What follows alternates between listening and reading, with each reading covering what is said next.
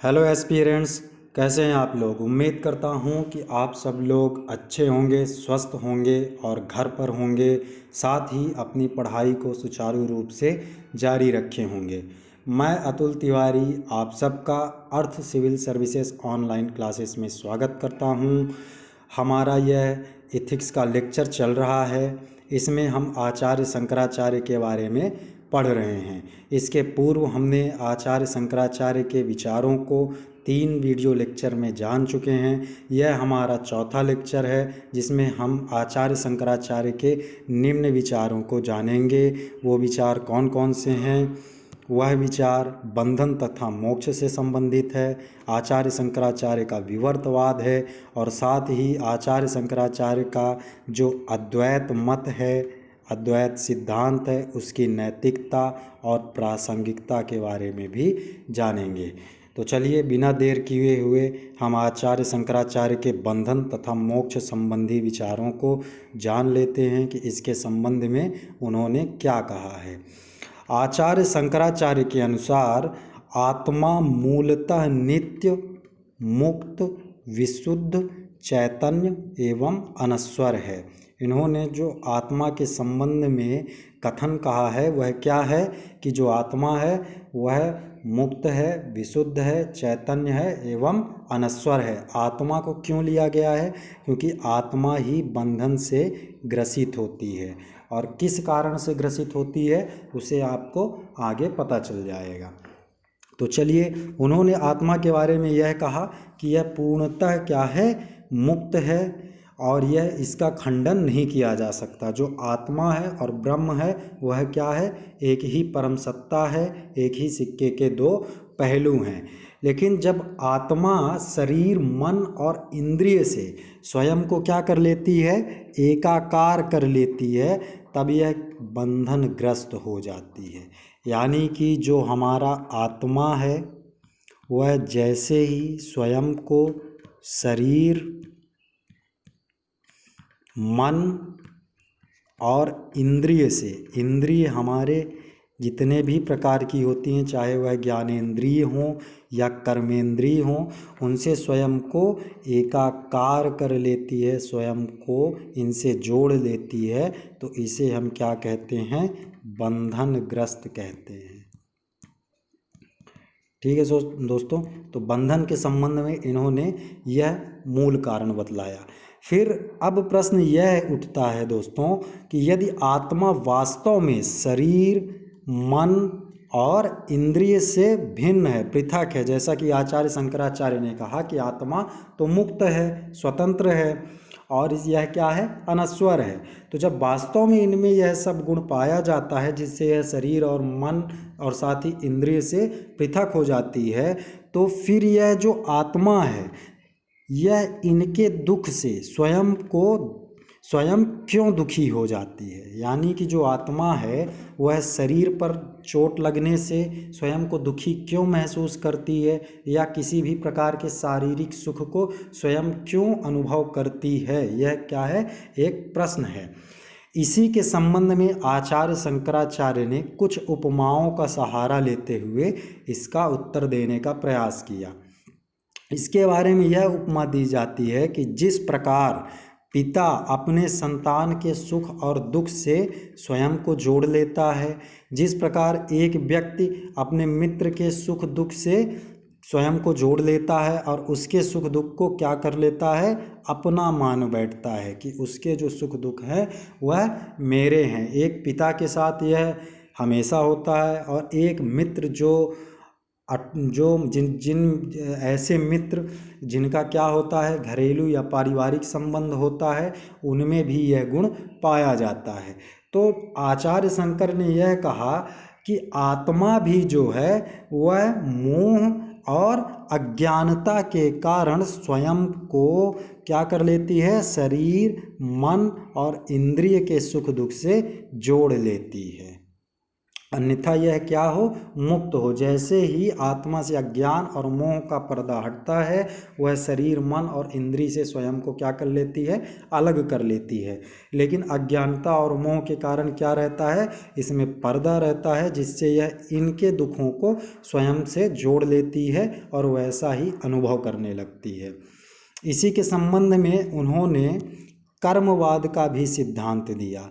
उन्होंने यह कहा कि कर्म ऐसी शक्ति है जिसका फल व्यक्ति को अनिवार्य रूप से भुगतना पड़ता है।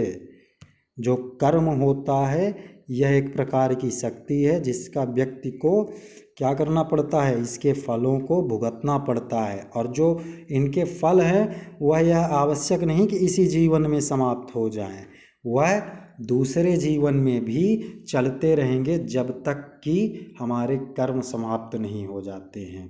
इसी को हम क्या कहते हैं, जीवन मरण का चक्र कहते हैं। और इस जीवन मरण के चक्र में पड़ना ही क्या कहलाता है, बंधन कहलाता है।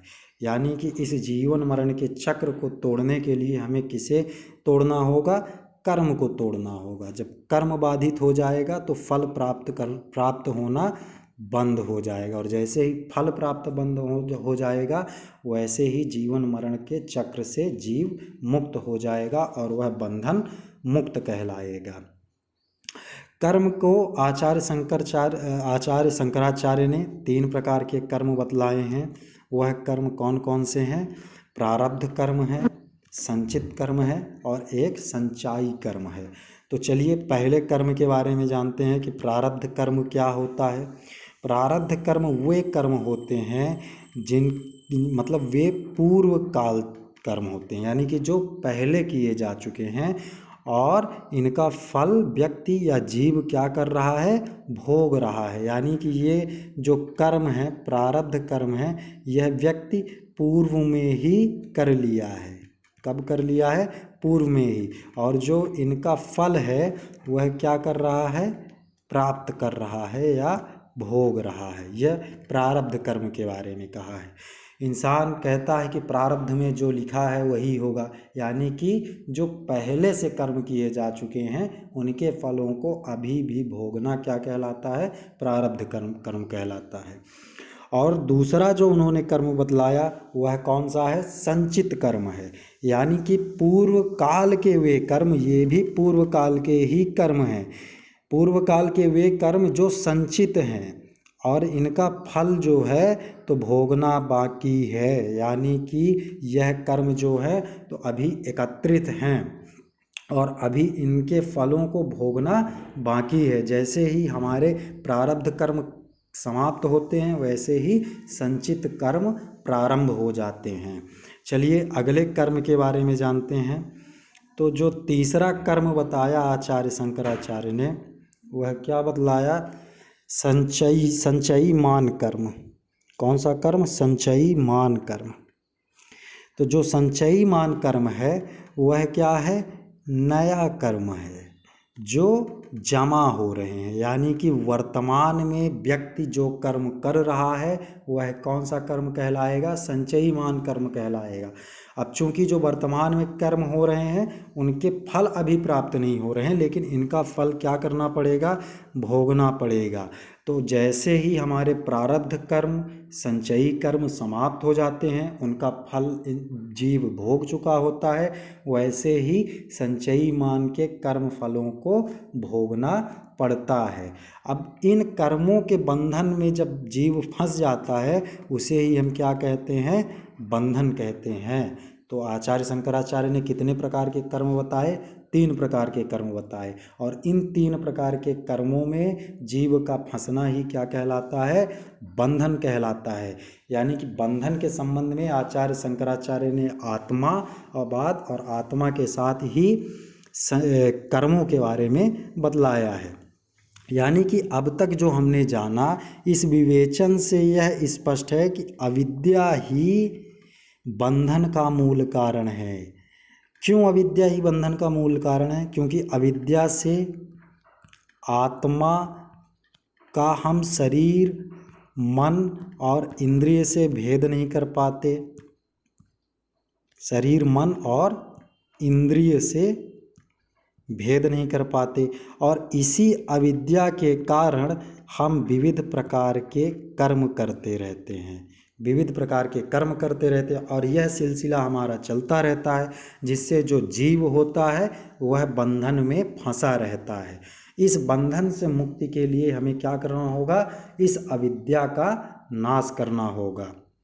तो आचार्य शंकर जो हैं उन्होंने मोक्ष प्राप्ति के लिए वेदांत के सम्यक ज्ञान को प्राप्त करने को कहा है। उन्होंने क्या कहा? वेदांत के अध्ययन को, और वेदांत के किस अध्ययन को? सम्यक ज्ञान को प्राप्त करने के लिए कहा है। उन्होंने कहा कि वेदांत दर्शन के अध्ययन हेतु कई शर्तों का पालन अनिवार्य है, यानी कि जो वेदांत का अध्ययन है वह कुछ शर्तों के द्वारा ही किया जा सकता है, और वो शर्तें क्या क्या हैं उनको हम जानेंगे, लेकिन इन शर्तों को कहते क्या हैं वह जान ले। साधन चातुष्टय। क्या कहते हैं? साधन चातुष्टय। इन जो शर्तें हैं वेदांत दर्शन के अध्ययन के लिए उन्हें हम क्या कहते हैं? साधन चातुष्टय कहते हैं। और यह प्रश्न हमारे 5 मार्क्स में बन सकता है कि आचार्य शंकराचार्य के साधन चातुष्टय क्या हैं, इनका किससे संबंध है। तो आप बताएंगे कि यह जो आचार्य शंकराचार्य द्वारा साधन चातुष्टय का सिद्धांत दिया गया है यह बंधन से संबंधित है, बंधन की मुक्ति से संबंधित है। तो इसमें इन्होंने क्या कहा कि मोक्ष प्राप्ति के लिए जो आवश्यक कारक है उसे इन्होंने साधन चातुष्टय के अंतर्गत बतलाया है। और ये साधन चातुष्टय कितने प्रकार के हैं? 4 प्रकार के हैं। चातुष्टय है तो 4 प्रकार में इनको हम जान लेते हैं कि यह कौन कौन से हैं। तो जो सबसे पहला साधन चातुष्टय है वह क्या है? नित्य अनित्य वस्तु विवेक। क्या है? नित्य अनित्य वस्तु विवेक, यानी कि जो नित्य है और जो अनित्य है इन वस्तुओं के मध्य अंतर करना ही क्या कहलाता है? विवेक के द्वारा आप अंतर करेंगे नित्य और अनित्य में। और यह कौन करेगा? जो साधक होगा, जो बंधन से मुक्ति प्राप्त करना चाहेगा वह क्या करेगा? सबसे पहले नित्य अनित्य वस्तु विवेक का प्रयोग करके विभिन्न जो ये नित्य और अनित्य वस्तुएं हैं उनके मध्य अंतर करेगा, और जो अनित्य है उनसे क्या करेगा? अपने को पृथक करेगा। दूसरा उन्होंने यह कहा कि इहा मूत्रार्थ भोग विराग। दूसरा चातुष्टय क्या है उनका? इहा मूत्रार्थ भोग विराग, यानी कि जो सांसारिक वस्तुएं हैं उनके भोग की इच्छा का त्याग करना ही क्या कहलाएगा? इहा मूत्रार्थ भोग विराग। इनसे स्वयं को जब साधक पृथक कर लेगा, अपनी इच्छाओं को समाप्त कर देगा, तो वह क्या हो जाएगा? बंधन से मुक्ति प्राप्त करने के लिए मोक्ष की ओर अगला कदम अपना बढ़ा लेगा। इसके बाद उन्होंने तीसरा चातुष्टय कहा, वह क्या है? सम दम दिसाधमा। क्या कहा? समदम दिसाधना, समदम दिसाधना। इसमें इन्होंने यह कहा कि मन एवं इंद्रियों को वश में करना।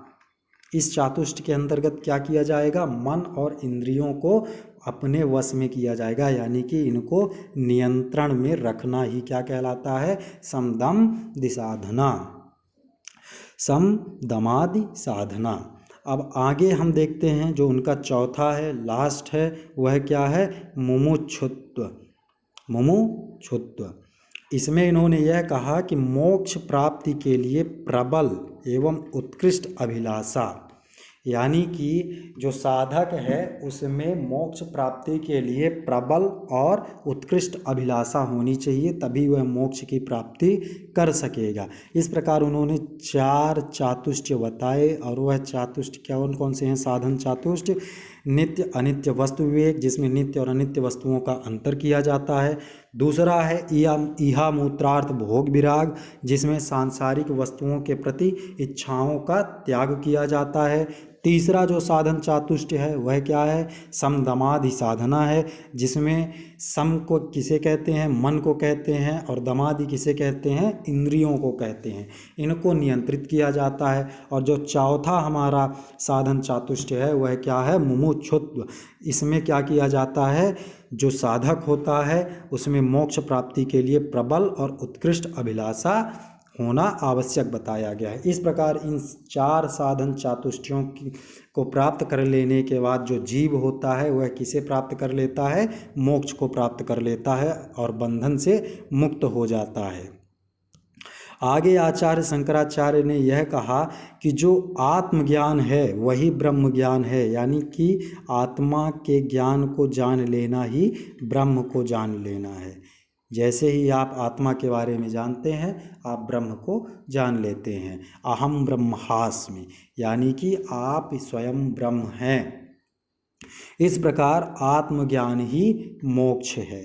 यानी कि जैसे ही आप आत्मज्ञान के बारे में जानते हैं आप बंधनों से मुक्त हो जाते हैं। आप शरीर, मन और इंद्रिय से स्वयं से पृथक कर लेते हैं। इनसे आप स्वयं को नहीं जोड़ते हैं। ये कब करते हैं, जब आप आत्मज्ञान की प्राप्ति कर लेते हैं। अन्यथा अविद्या के फेर में आप शरीर, मन और इंद्रिय से क्या करते हैं, आत्मा को जोड़ लेते हैं और उसके सुख और दुखों को अनुभव करने लगते हैं।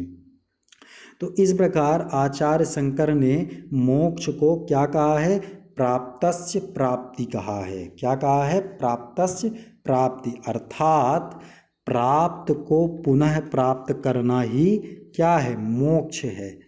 इसका तात्पर्य यह है दोस्तों कि जो आत्मा है यह आपको पहले से ही क्या है, प्राप्त है, लेकिन इसमें अविद्या और मोह के कारण पर्दा पड़ गया है। इसे ही आपको पुनः प्राप्त करना है। और पुनः आप कैसे प्राप्त करेंगे, आत्मज्ञान के द्वारा आप इसे पुनः प्राप्त करेंगे।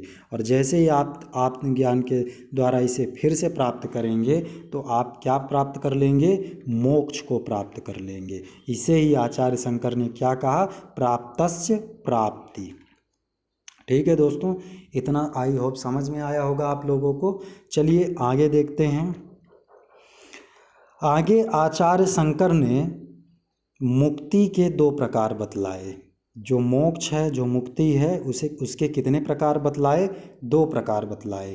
पहला जो उन्होंने बतलाया वह क्या बतलाया, सदेह मोक्ष, और दूसरा बतलाया विदेह मोक्ष।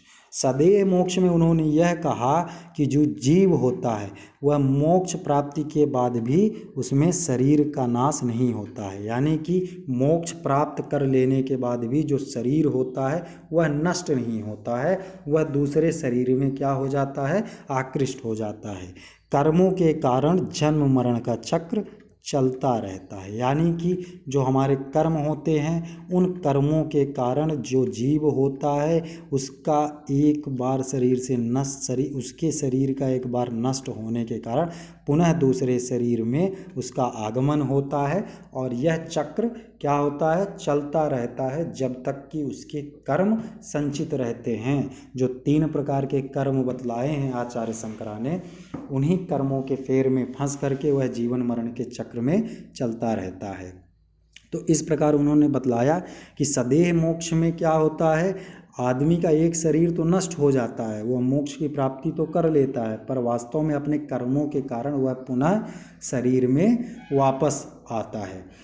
उन्होंने दूसरा जो मोक्ष बतलाया वह क्या बतलाया, विदेह मोक्ष बतलाया, विदेह मुक्ति बतलाया। इसमें क्या होता है कि दोनों प्रकार के शरीर, यानी कि जो हमने पिछले लेक्चर में जाना था, स्थूल शरीर और सूक्ष्म शरीर, इन दोनों शरीरों से क्या होता है, जन्म और मरण के चक्र से जीव को मुक्ति मिल जाती है।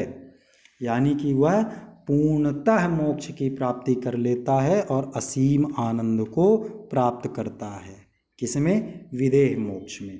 तो इस प्रकार आचार्य शंकर ने मुक्ति के दो प्रकार बताए, सदेह मोक्ष और विदेह मोक्ष। सदेह मोक्ष में जो हमारा शरीर होता है उसका नाश नहीं होता है, जन्म मरण का चक्र चलता रहता है। और जो विदेह मोक्ष है इसमें जो है तो जो दोनों प्रकार के शरीर आचार्य शंकराचार्य ने बतलाए थे, कौन कौन से? स्थूल शरीर और सूक्ष्म शरीर। ये क्या होते हैं? इनसे जीव पूर्णतः मुक्त हो जाता है और जो जीवन मरण का चक्र है वह भी समाप्त हो जाता है और जीव क्या होता है? असीम आनंद की प्राप्ति कर लेता है। तो इस प्रकार इन्होंने मुक्ति के भी दो प्रकार बतला दिए। आगे इन्होंने आचार्य शंकराचार्य ने यह कहा कि जो मोक्ष है इसके दो पक्ष हैं, यानी कि मोक्ष भी जो है तो उसके कितने प्रकार हैं, कितने पक्ष हैं? दो पक्ष हैं। वो कौन कौन से हैं? पहला जो पक्ष है वह निषेधात्मक है और दूसरा मोक्ष का जो पक्ष है वह भावात्मक है। तो निषेधात्मक में क्या होता है? जो मोक्ष होता है वह दुख रहित अवस्था में होता है, यानी कि मोक्ष प्राप्ति हो जाती है और इसमें दुख नहीं होता है, केवल दुख नहीं होता, दुख नहीं होता। इसे ही आचार्य शंकर ने क्या कहा? दुख रहित अवस्था कहा। और जो भावात्मक मोक्ष है इसमें क्या होता है? चिर आनंद एवं शांति की अवस्था प्राप्त हो जाती है, यानी कि जो जीव है वह कैसा होता है? चिर आनंद, यानी चिर का मतलब क्या होता है? स्थायी आनंद की प्राप्ति कर लेता है और वह शांति की अवस्था में रहता है। उसका मन जो है, उसकी जो आत्मा है वह भटकती नहीं है। तो इस प्रकार उन्होंने मोक्ष के दो पक्ष बतलाए, कौन कौन से? निषेधात्मक, यानी कि जिसमें दुख का भाव नहीं रहता है, दुख रहित होता है। इस प्रकार इन्होंने आचार्य शंकराचार्य ने यह कहा कि जो मोक्ष है, मोक्ष की प्राप्ति हेतु निजी प्रयास जो हैं उनको आवश्यक माना है। ऐसा नहीं है जैसे बौद्ध दर्शन में यह कहा गया है कि जो महाबोधि होते हैं वह क्या करते हैं? दूसरों को मोक्ष की प्राप्ति हेतु क्या करते हैं? प्रयास करते हैं और दूसरों के मोक्ष का कारण बनते हैं। आचार्य शंकर ने इस मत का खंडन किया और यह कहा कि जो जीव है उसे मोक्ष की प्राप्ति के लिए क्या करना होगा? स्वयं प्रयास करना होगा। वह किसी अन्य के भरोसे में रह करके मोक्ष की प्राप्ति नहीं कर सकता है। आगे उन्होंने यह कहा कि जो बंधन और मोक्ष है वह केवल क्या है? व्यावहारिक दृष्टिकोण से ही सत्य है। अब देखिए इन्होंने यहाँ पर मोक्ष को भी शामिल कर लिया है। जो बंधन और मोक्ष है यह क्या है? व्यावहारिक दृष्टिकोण से ही सत्य है। परमार्थिक दृष्टिकोण से यह क्या है? असत्य है। यानी कि जो परमार्थिक दृष्टिकोण से है उसमें किसको सत्य माना है? आत्मा को माना है, और आत्मा तो कभी बंधनग्रस्त होती नहीं। इसलिए इन्होंने क्या कहा कि जो बंधन और मोक्ष है यह केवल व्यावहारिक दृष्टिकोण से ही सत्य है। जो तीन प्रकार की आपको मैंने सत्ताएं बतलाई थी, प्रतिभासिक, व्यावहारिक और परमार्थिक, इन तीनों को आप लोग अच्छे से पढ़िएगा क्योंकि इनका बार बार उपयोग आचार्य शंकराचार्य के दर्शन में होगा। ठीक है दोस्तों, तो मोक्ष के संबंध में मोक्ष और बंधन के संबंध में आचार्य शंकराचार्य के ये विचार रहे हैं। आई होप कि आप लोगों को इस संबंध में समझ में आया होगा कि इनके क्या विचार रहे हैं। अब आइए इनके अगले विचार विवर्तवाद को जानते हैं कि विवर्तवाद क्या है। तो आचार्य शंकर का जो कार्य कारण का सिद्धांत है उसी को हम क्या कहते हैं? विवर्तवाद कहते हैं। कार्य कारण, आप इसको जब आंसर में लिखेंगे तो विवर्तवाद को कार्य कारण का सिद्धांत भी बता सकते हैं। तो आचार्य शंकर के जो कार्य कारण का सिद्धांत है वही क्या है? विवर्तवाद है। इसके अनुसार यह कहा गया कि जो कार्य है उसकी उत्पत्ति के पूर्व, जो कार्य उत्पत्ति के पूर्व उपादान कारण में क्या रहता है? अंतर्निहित रहता है। यानी कि जो हमारा कार्य है वह कार्य में परिणित होने के पूर्व किस में रहता है? उपादान कारण में अंतर्निहित रहता है। कारण जो हैं हमारे दो प्रकार के होते हैं जो वेदांतों में बतलाए गए हैं। पहला कारण तो हमारा उपादान है और जो दूसरा है वह कौन सा कारण है? निमित्त कारण है। कौन सा कारण है? निमित्त कारण है। तो आचार्य शंकर ने क्या कहा कि जो कार्य होता है वह उपादान कारण में अंतर्निहित रहता है, और इस सिद्धांत को क्या कहते हैं? सत्कार्यवाद कहते हैं। आगे मैं आपको बतलाऊंगा कि निमित्त कारण और उपादान कारण में क्या अंतर है और ये क्या है। तो इन्होंने क्या कहा, इस सिद्धांत को क्या कहा, जिसमें जो कार्य होता है वह उपादान कारण में अंतर्निहित होता है, उसे इन्होंने सत्कार्यवाद कहा। क्या कहा? सत्कार्यवाद कहा। यानी कि जो विवर्तवाद है वह कार्य कारण का सिद्धांत है, सत्कार्यवाद का सिद्धांत है। तो इस प्रकार आचार्य शंकर ने विवर्तवाद के बारे में कहा। लेकिन जो न्यायिक हैं उनके अनुसार जो कार्य है वो क्या होता है? उत्पत्ति के पूर्व जो है तो उपादान कारण में नहीं होता। यह किसने कहा? न्यायिकों ने कहा। इसे क्या कहा जाता है? असत कार्यवाद कहा जाता है। क्या कहा जाता है? असत कार्यवाद। मित्रों, हम यहाँ पर आचार्य शंकर के विचारों के बारे में पढ़ रहे हैं, इसलिए हम यहाँ पर केवल सत्कार्यवाद के बारे में जानेंगे। असत कार्यवाद के बारे में जानने का अभी यहाँ पर कोई अर्थ नहीं है। तो आइए जानते हैं कि आचार्य शंकर के जो सत्कारवाद हैं इसको सिद्ध करने हेतु आचार्य शंकर ने कौन कौन से तर्क दिए। पहला जो आचार्य शंकर ने तर्क दिया वह क्या कहा कि प्रत्यक्ष के आधार पर कार्य और इसके उपादान कारण में कोई अंतर नहीं दिखाई पड़ता। किसके आधार पर? प्रत्यक्ष के आधार पर। यानी अगर आप प्रत्यक्षतः किसी कार्य से परिणित वस्तु को देखेंगे तो उसमें आपको कार्य और जो इसका उपादान कारण है वह क्या होगा? अभिन्न होगा। यानी कि इनमें किसी भी प्रकार का अंतर नहीं होगा, दोनों का एकीकरण आपको समझ में आएगा। उदाहरण के लिए जो दही और दूध का ले सकते हैं आप। जिस प्रकार दूध और दही में आप प्रत्यक्षतः देखेंगे तो इसमें कार्य और उपादान कारण में अंतर नहीं कर पाएंगे। साथ ही इसका दूसरा उदाहरण आप देख सकते हैं, जो सोना होता है और इससे बनने वाला आभूषण कोई भी हो सकता है, चाहे अंगूठी हो या गले में पहनने वाला हार हो। इन सब में जो मूल तत्व है वह क्या है? सोना ही है। दही में भी मूल तत्व क्या है? दूध ही है। बिना दूध के दही नहीं बन सकती और बिना स्वर्ण के स्वर्ण आभूषण नहीं बन सकते हैं। तो आचार्य शंकर जो हैं तो मूलतः तत्ववादी हैं। वह क्या बतलाते हैं? तत्व के बारे में बतलाते हैं, इसके फंक्शन के, इसके रूप और आकार के बारे में, आकार के भिन्नता के बारे में यह अंतर नहीं करते हैं। कि जैसे अगर आप उदाहरण ले सकते हैं, किसी फर्नीचर का ले सकते हैं कि अगर किसी पेड़ के काष्ठ से आप फर्नीचर बनाते हैं, मतलब फर्नीचर कैसे बनाते हैं? उससे टेबल बना लेते हैं, उससे आप अलमारियाँ बना लेते हैं, कुर्सी बना लेते हैं। लेकिन इन सब में मूल तत्व क्या है? इन सब में मूल तत्व काष्ठ है, वह तो दोनों में एक ही है। तो इसलिए वो रूप के आधार पर अंतर ना बतला करके कार्य और उपादान कारण में क्या बतलाते हैं? एकता बतलाते हैं कि ये दोनों अभिन्न हैं। ठीक है दोस्तों, आई होप आप लोगों को समझ में आया होगा। फिर भी अगर समझ में नहीं आता है तो आप हमें कमेंट बॉक्स में सूचित करें, हम आपको दूसरे तरीके से भी समझाने का प्रयास करेंगे। फिर इन्होंने जो दूसरा तर्क दिया वह क्या दिया कि यदि कार्य पहले से ही उपादान कारण में ना हो तो कार्य की उत्पत्ति नहीं हो सकती। इन्होंने क्या कहा कि कार्य जो है तो उत्पत्ति के पूर्व ही किस में रहता है? उपादान कारण में निहित रहता है। लेकिन यदि जो कार्य है उपादान कारण में निहित ना हो तो फिर जो कार्य है उसकी उत्पत्ति ही नहीं होगी।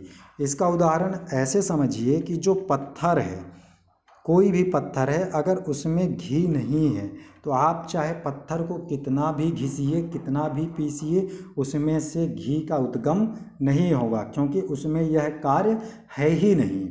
ठीक है दोस्तों, समझ में आया? आचार्य शंकराचार्य क्या कह रहे हैं कि अगर कार्य जो है उपादान कारण में अगर ना हो तो इससे कार्य की उत्पत्ति नहीं होगी। यानी कि इससे यह पता चलता है कि कार्य और उपादान कारण क्या हैं, आपस में अभिन्न हैं, आपस में एक ही हैं।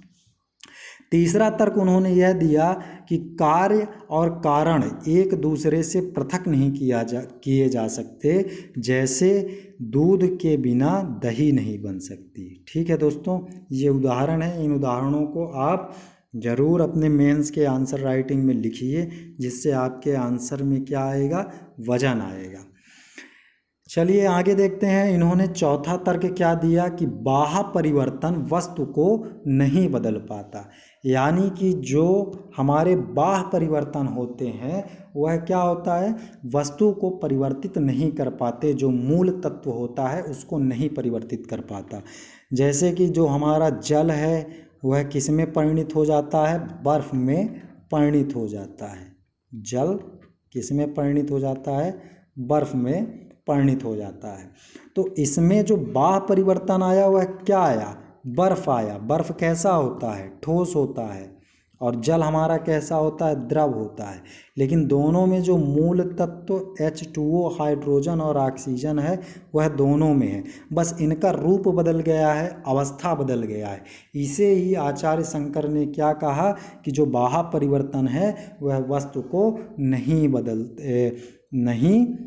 बदल पाता है, यानी कि इनमें तत्व एक ही रहते हैं। अब ये तो जल का उदाहरण था। दूसरा आप व्यक्ति का उदाहरण ले सकते हैं, जिसमें जो व्यक्ति होता है उसकी विभिन्न अवस्थाएं होती हैं। जैसे प्रारंभ अवस्था में वह बालक होता है, फिर वह यौवन अवस्था को प्राप्त करता है, और फिर वह जरा अवस्था को यानी कि वृद्धावस्था को प्राप्त करता है। तो इन अवस्थाओं, भिन्न भिन्न अवस्थाओं के होने के बावजूद भी वह व्यक्ति मूल रूप से क्या होता है, व्यक्ति ही होता है, मानव ही होता है। उसे आप जानवर तो नहीं कह सकते जब वह बच्चा होता है कि अभी वह जानवर है, फिर जब वह जवान होगा तो उसमें दूसरा जीव हो जाएगा, जब वह बूढ़ा होगा तो तीसरा जीव हो जाएगा, ऐसा आप नहीं कह सकते। यानी कि उसमें जो परिवर्तन हो रहे हैं वे परिवर्तन उसके जो मूल तत्व हैं उसको परिवर्तित नहीं करते हैं। इसे ही आचार्य शंकराचार्य ने क्या कहा, सत्कार्यवाद कहा, और यह बतलाया कि जो कार्य है वह उपादान कारण से अभिन्न रूप से जुड़ा हुआ है, इनमें कोई पृथकता नहीं है। आई होप दोस्तों आप लोगों को समझ में आया होगा। चलिए आगे देखते हैं कि उन्होंने क्या बतलाया है सत्कार्यवाद के बारे में। तो देखिए उन्होंने यह कहा आचार्य शंकर ने कि जो निमित्त कारण है वह उपादान कारण को नए सिरे से क्या करता है, सजावट करता है। यानी कि अभी मैंने आपको दो कारण बतलाए थे जो वेदांत में हैं, कौन कौन से, उपादान कारण और निमित्त कारण। यहीं पर मैं आपको इन दोनों के मध्य भेद बतलाऊंगा।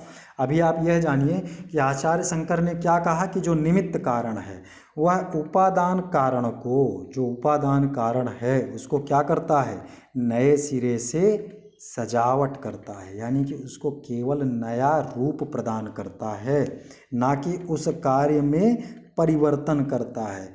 यानी कि वह कार्य में परिवर्तन नहीं करता है, बल्कि क्या करता है, उसको बाह्य रूप से अलंकृत कर देता है। क्या कर देता है, अलंकृत कर देता है बाह्य रूप से। कौन, निमित्त कारण। तो यह किसी नई वस्तु की रचना न कर बल्कि उपादान कारण को नया रूप प्रदान करता है। यानी कि इसके द्वारा किसी वस्तु की रचना नहीं होती है, किसी कार्य की उत्पत्ति नहीं होती है, बल्कि जो हमारा उपादान कारण होता है उसे ही नया रूप प्रदान करता है। केवल इसका इतना रोल होता है, ना कि यह जो वस्तु को नए रूप में ना कि यह किसी वस्तु की उत्पत्ति करता है। ठीक है दोस्तों, अब आइए जान लेते हैं उपादान कारण और निमित्त कारण में क्या अंतर है। अगर आपको कारणों के बारे में आ जाए 2 मार्क्स में तो आप बतला सकें। तो देखिए इसको हम एक उदाहरण के द्वारा समझते हैं, फिर इसके बारे में आते हैं। जैसे आप घट यानी कि घड़ा, जो घड़ा होता है इसका उदाहरण ले सकते हैं। जो हमारा घट होता है वह किससे बनता है? मिट्टी से बनता है। यानी कि इसका जो मूल तत्व है, सब्सटेंस है, वह क्या है? मिट्टी है। तो जो हमारा मूल होता है जिससे किसी वस्तु का निर्माण होता है, वह उसे हम क्या कहते हैं? निमित्त कारण कहते हैं, उपादान कारण कहते हैं। क्या कहते हैं? उपादान कारण कहते हैं। किसे उपादान कारण कहते हैं? जिस मूल वस्तु से कार्य क्या होता है? परिणित हो जाता है। जैसे मिट्टी से क्या बना? घट बना। लेकिन जो घट है वह भी किससे बना हुआ है? मिट्टी से बना हुआ है। आचार्य शंकर ने क्या कहा है कि उपादान कारण और कार्य ये दोनों क्या हैं? अभिन्न हैं। यानी कि जो कार्य है वह उपादान कारण में ही निहित है। अगर मिट्टी ना हो तो घट नहीं बनेगा। इसीलिए इन्होंने क्या कहा कि कार्य और उपादान कारण क्या है? अभिन्न है। दूसरा उन्होंने निमित्त कारण बतलाया। तो जो हमारा घट है वह जो मिट्टी जो है तो स्वयं तो उठ करके घट का आकार नहीं ले लेगी।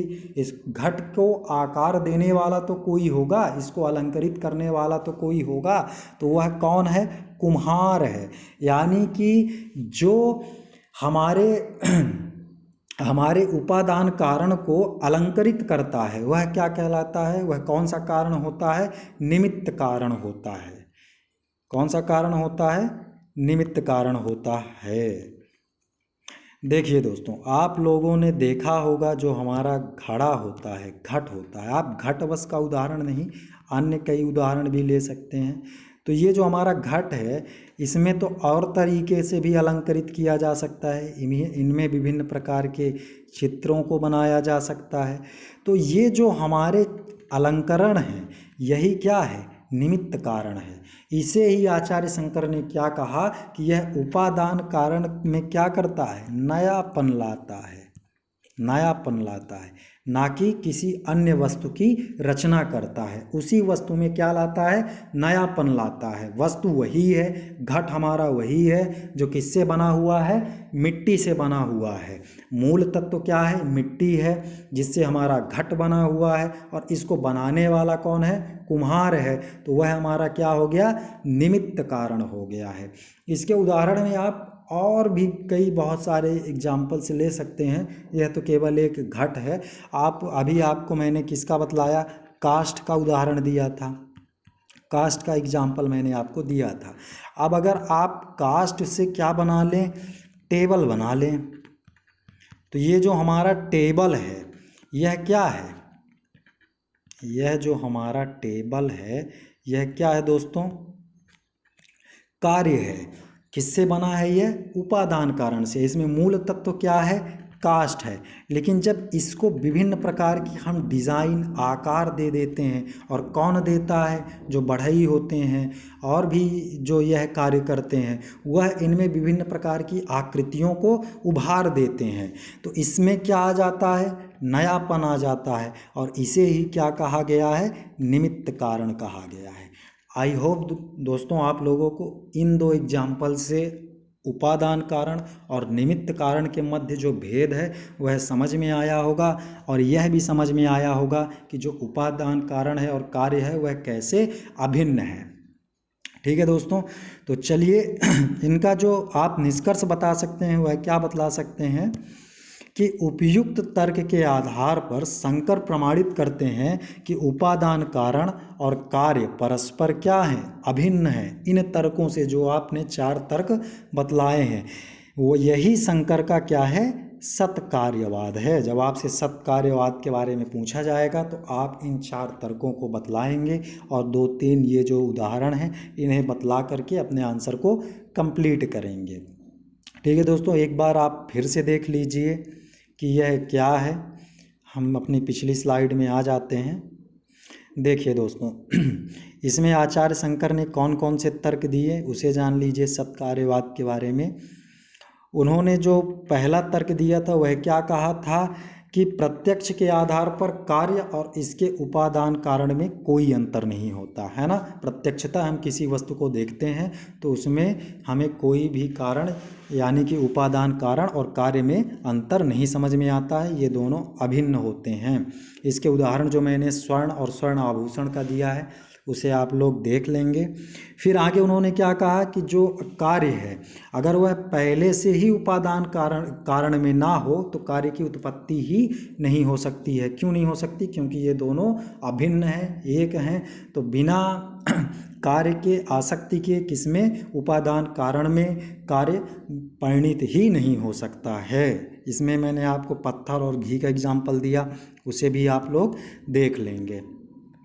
तीसरा तर्क इन्होंने क्या कहा कि जो कार्य और कारण है ये एक दूसरे से पृथक नहीं किए जा सकते हैं, है ना। मैंने बतलाया कि बिना दूध के दही नहीं बन सकती है, बिना काष्ठ के आप फर्नीचर नहीं बना सकते हैं, बिना मिट्टी के आप घट नहीं बना सकते हैं। यानी कि जो मूल तत्व है उसी से तो आप क्या करेंगे? किसी कार्य में उसको परिणित करेंगे। और जो उन्होंने चौथा तर्क दिया वह क्या दिया कि बाह्य परिवर्तन वस्तु को नहीं बदल पाता है। यानी कि जो बाह्य परिवर्तन होते हैं उससे जो हमारा मूल तत्व होता है उसमें कोई परिवर्तन नहीं होता है। आप ये दोनों जल से बर्फ़ का बनना और व्यक्ति की जो विभिन्न अवस्थाएं हैं इनका उदाहरण आप दे सकते हैं। तो इस प्रकार हमने आचार्य शंकराचार्य के सत्कार्यवाद के बारे में जाना और इसके पूर्व में हमने क्या जाना? बंधन और मोक्ष के संबंध में जाना। आइए अब हम आगे इनकी नैतिकता और वर्तमान प्रासंगिकता के बारे में जान लेते हैं कि इनके जो अद्वैतवाद का सिद्धांत है उसमें क्या नैतिक तत्व निहित हैं, क्या नहीं हैं, और साथ ही इनकी वर्तमान प्रासंगिकता क्या है उसके बारे में भी जान लेते हैं। 40 मिनट का यह लेक्चर हो चुका है दोस्तों, 8-10 मिनट और लगेगा। यह वीडियो लेक्चर थोड़ा सा लंबा है और इसमें हमारी क्लास भी क्या हो जाएगी, ये जो आचार्य शंकराचार्य के दर्शन हैं वह पूर्णतः कंप्लीट हो जाएंगे। तो चलिए जान लेते हैं कि इसमें इन्होंने क्या बतलाया। तो आचार्य शंकराचार्य का जो अद्वैतवाद है उसमें नैतिकता या प्रासंगिकता का क्या स्थान है उसे जान लेते हैं। तो सबसे पहले ये जान लेते हैं कि कुछ इनके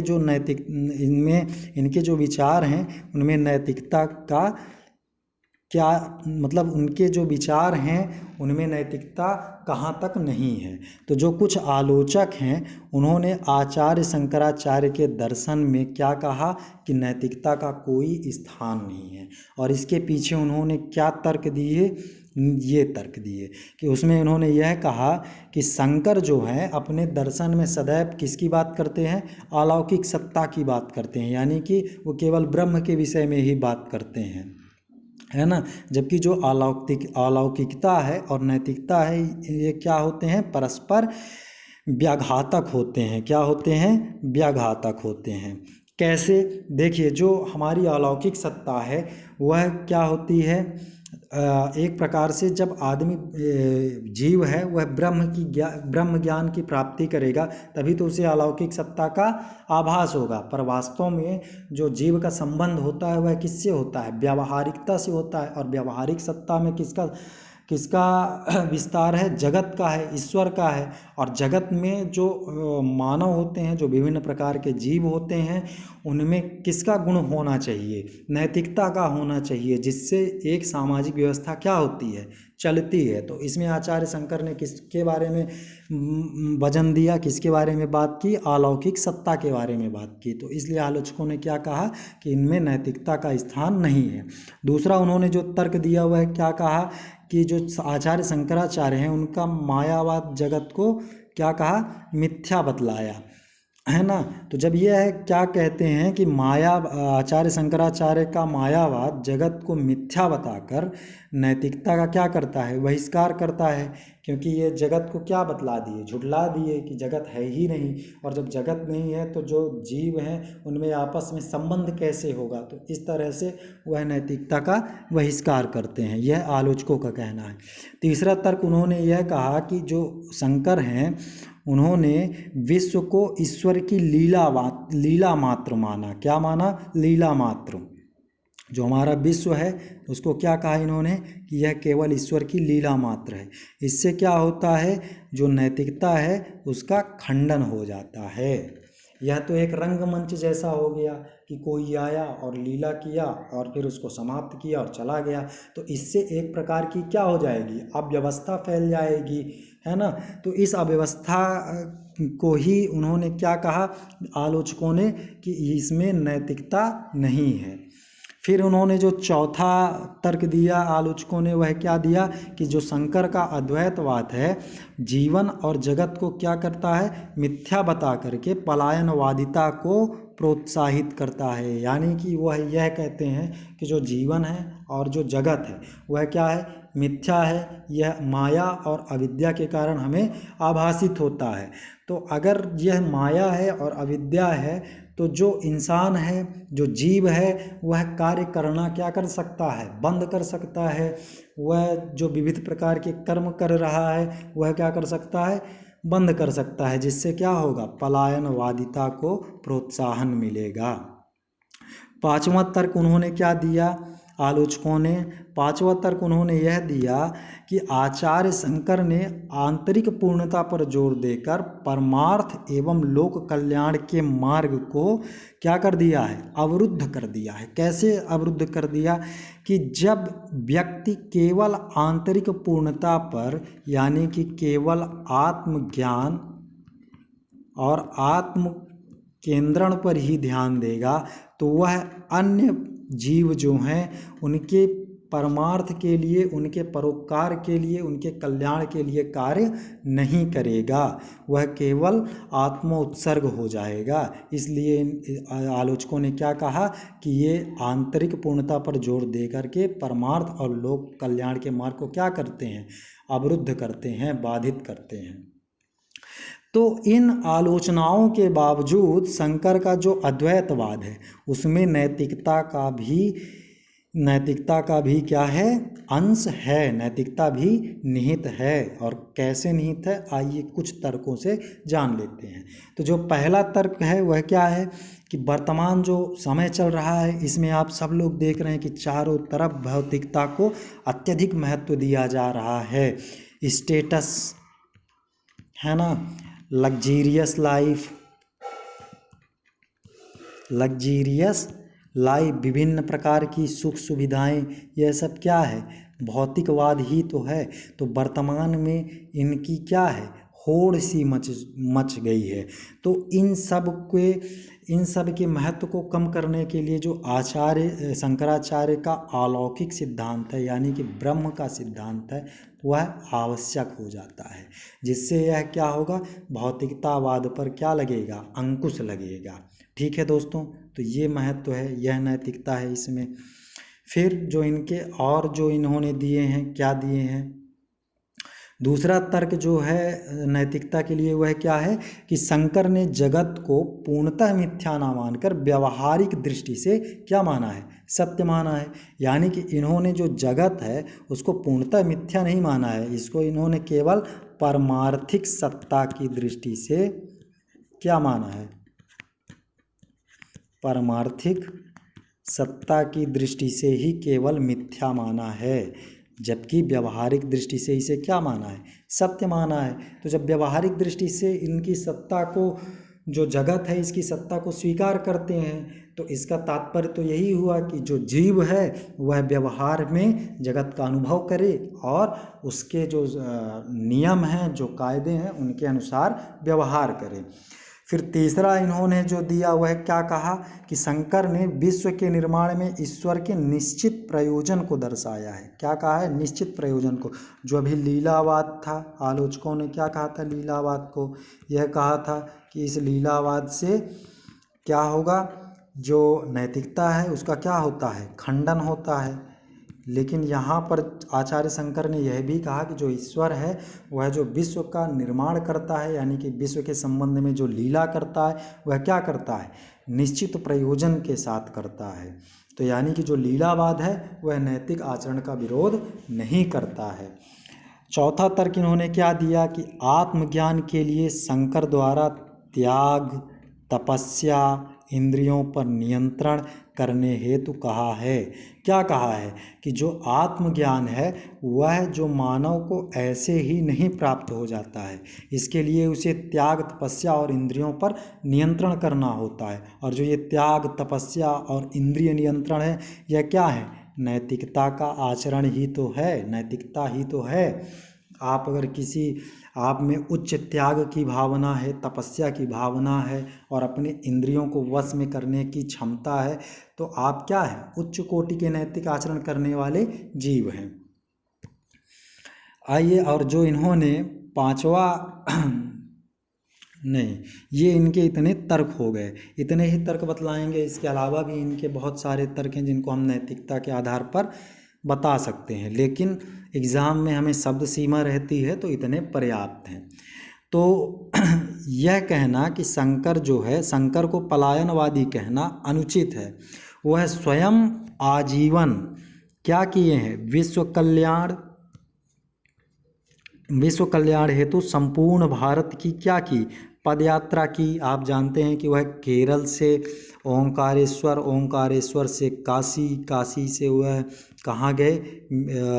माहिष्मती नगरी गए, माहिष्मती नगरी से फिर वह उन्होंने 4 मठों की भारत के 4 कोनों में क्या की? स्थापना की। तो इस प्रकार वह स्वयं क्या किए हैं?